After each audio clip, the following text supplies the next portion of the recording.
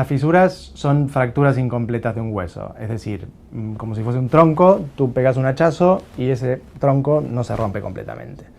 Esto hace que el hueso no pierda movilidad y no pierda alineación.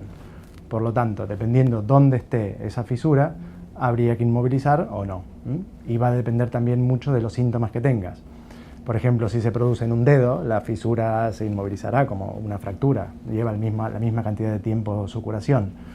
Y al acabar la inmovilización requerirás seguramente ejercicios en rehabilitación para recuperar la funcionalidad de la estructura afectada.